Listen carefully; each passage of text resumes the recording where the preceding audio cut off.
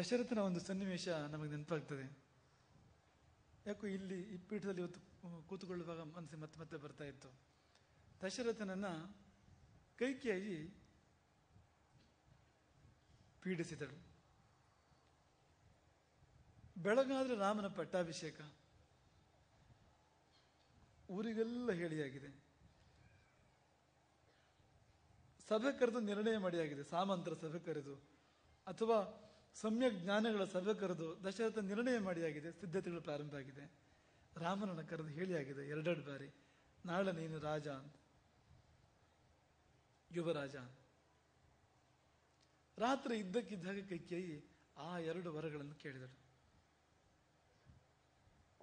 ಒಂದು ವರದಿಂದ ರಾಮನಿಗೆ ವನವಾಸ, ಇನ್ನೊಂದರಿಂದ ಭರತನಿಗೆ ಪಟ್ಟಾಭಿಷೇಕ. ಆ ರಾತ್ರಿ ದಶರಥನ ಪಾಲಿಗೆ ಕಾಲರಾತ್ರಿ ಆಯ್ತದು. ನಮಗದನ್ನು ಕಲ್ಪನೆ ಕೂಡ ಮಾಡ್ಕೊಳ್ಳಿಕ್ಕಾಗೋದಿಲ್ಲ. ಪಾಪ ಆ ವೃದ್ಧನಿಗೆ ಅದು ಏನು ಕಷ್ಟ ಆಗಿರ್ಬೋದು ಆ ರಾತ್ರಿ. ಆ ಒಂದೊಂದು ಕ್ಷಣ ಅವನ ಪಾಲಿಗೆ ಎಂತಹ ದುಃಖದ ಯುಗ ಆಗಿರ್ಬೋದು ಅನ್ನೋದನ್ನು ನಾವು ಕಲ್ಪನೆ ಕೂಡ ಮಾಡ್ಕೊಳ್ಳಿಕ್ಕಾಗೋದಿಲ್ಲ. ನಾವು ರಾಮಕಥೆಯಲ್ಲಿ ಉಲ್ಲೇಖ ಮಾಡ್ತೇವೆ ಎಷ್ಟೋ ಸತಿ. ಕೈಕೇಯಿಯ ವರಗಳನ್ನು ಕೇಳಿದಾಗ 1000 ಸಿಡಿಲು ಒಟ್ಟಿಗೆ ಸಿಡಿದ ಹಾಗೆ, ಬಡಿದ ಹಾಗೆ, 1000 ಸೂಜಿಗಳಿಂದ ಒಟ್ಟಿಗೆ ಚುಚ್ಚಿದ ಹಾಗೆ, ನಿಂತ ನೆಲ ಬಾಯಿ ಬಿಟ್ಟ ಹಾಗೆ ಆಯಿತು ದಶರಥನಿಗೆ. ಹುಟ್ಟಿದ್ದೇಕೆ ಬದುಕಿದ್ದೇಕೆ ನಾನು ಅನ್ನುವ ಸ್ಥಿತಿ ಬಂತವನಿಗೆ.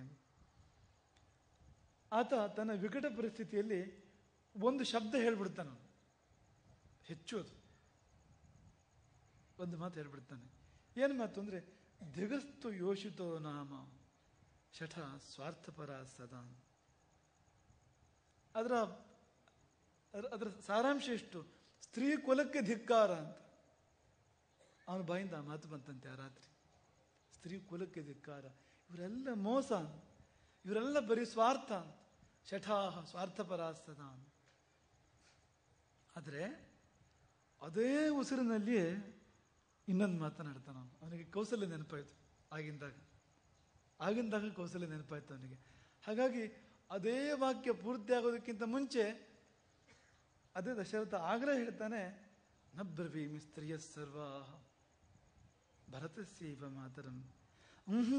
ಇದು ಎಲ್ಲರಿಗೂ ಅನ್ವಯ ಆಗೋದಲ್ಲ, ಅಥವಾ ಇದು ಬೇರೆ ಯಾರಿಗೂ ಅನ್ವಯ ಆಗೋದಲ್ಲ, ಇವಳಿಗೆ ಮಾತ್ರ, ಕೈಕೇಯಿಗೆ ಮಾತ್ರ ಅನ್ವಯ ಆಗೋದು ಹೊರತು ಬೇರೆ ಯಾರಿಗೂ ಅನ್ವಯ ಆಗೋದಲ್ಲ. ಇದು ನಮಗೆ ಇವತ್ತು ನಿಮ್ಮನ್ನು ನೋಡಿದಾಗ ಅನಿಸೋದು ಹಾಗೆ ಅಂತ.